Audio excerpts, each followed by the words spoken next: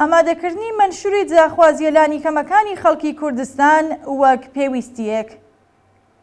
شۆڕشی ژینە بە دروشمی سەرەکی ژن، ژیان، ئازادی، شۆر و شەوقی بەجەماوەری ملیۆنی کرێکاران و زەحمەتکێشان خەڵکی کوردستان، بەلوچستان، کەمینە نەتەوەیی و مەزهەبیەکان، ژنان، لاوان، هاوڕەگەزخوازان، ڕەوتە سیاسی و کۆمەڵایەتیەکان بەخشیوەتە داخوازیە لانیکەمەکان بنەڕەتی و ئستراتیژەکان جارێکی تر پێناسە و ئامادە بکەن.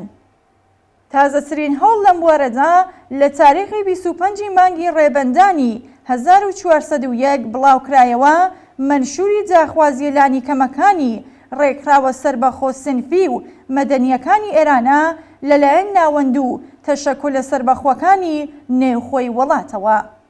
ئەم منشورە شامڵی کۆمەڵێک جاخوازی گرنگەکە خەڵکی کوردستان هاوڕێ لەگەڵ لاوان، ژنان و کرێکاران لە سەرتاسەر ئێران ساڵانێکە بۆ دەستەبەربوونیان لە بوارە جۆراوجۆرەکانی تێکۆشانی سیاسی و چینایەتیدا خەباتیان بۆ کردووە. بەڵام ئەم سەنەدە بەگشت گرنگی و شیاوی داکۆکی لێکردنی لەبەری جاخوازیە لانیکەمەکانی خەڵکی کوردستانەوە کەم و کورتی هەیە. خەڵکی کوردستان 44 ساڵە بۆ سڕینەوەی ستەمی نەتەوایەتی و هەڵاواردن و دەستەبەرکردنی ئازادی و مافە بنەڕەتەیەکان لەگەڵ کۆماری ئیسلامی دەستە و یەخە بوون و قوربانیان داوە. لە هەمان ساڵەکانی سەرەتای هاتنە سەرکاری ڕژیمی ئیسلامی خەڵکی کوردستان داخوازیە لانیکەمەکانی لەلایەن هەیئەتی نوێنەرایەتی خەڵکی کوردەوە کە کۆمەڵە یەکێک لە ئەندامە هەڵسوڕاوەکانی بوو لە چوارچێوەی منشورێکی 26 مادەیدا ئامادەکرا.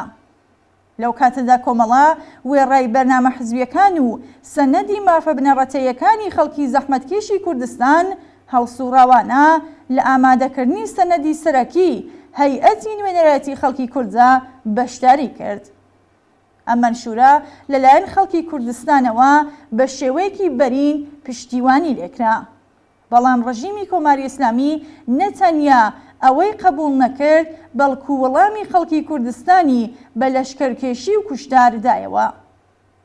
ئێستاکە منشوری جاخوازیە لانیکەمەکانی تەشەکۆلە سەربەخۆ سنفی و مەدەنیەکانی ئێران ئامادەکراوە جێگەی خۆیەتی لە پاڵ ئەودا منشوری لانیکەمی جاخوازیەکانی خەڵکی کوردستانیش نوێ و بەڕۆژ بکرێتەوە و بخرێتە بەردەم ڕایگشتی.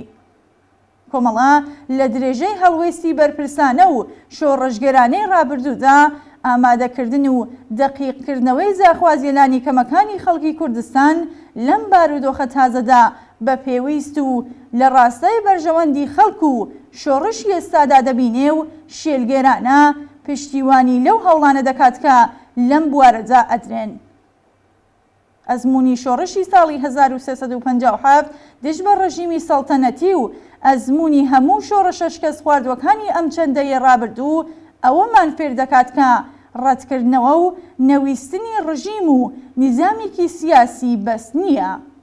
پێویستە هێڵە سەرەکیەکانی ویست و جاخوازیەکان و بەرنامەی ڕژیمی جێگرەوەش لە پێشێدا بە وردی و بە دقەتەوە خرابێتە بەردەم ڕایگشتی و سەرئەنجام لە جەریانی خەباتدا بۆ ڕووخاندنی کۆماری ئیسلامی ڕەشنووسی یاسای بنەڕەتی داهاتوو ئێران ئامادە بکرێت.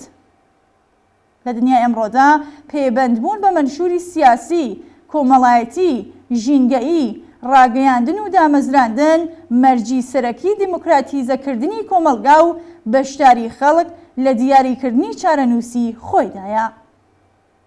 بوون و قبولکردنی منشورە دموکراتیک و یەکسانی خوازەکان فاکتۆرێکی گرنگە بۆ بردنەژێر زەڕەبینی قسە و کرداری ئەمڕۆی ئەو هێز و ڕەوتانەی خۆیان لە بەدەستەوەگرتنی دەسەڵات خۆش کردووە لە ئێران و پەیوانەی ڕاستەقینەش بۆ داوەریکردن سەبارەت بە کردارەکانیان ئەدات بەدەستەوە. ئێمەش بەش بە حاڵی خۆمان هەڵسوڕاوان و پسپۆڕان لەم بوارەدا بانگەواز دەکەین تا منشوری لانیکەمی ویست و داخوازیەکانی خەڵکی کوردستان هاوتەریب لەگەڵ ناوەڕۆکی پێشڕۆ، پێشکەوتن خواز، وەحدەت تەڵەبانە و سەرتاسەری شۆڕشی ژینە ئامادە و بەڕۆژ بنەوە.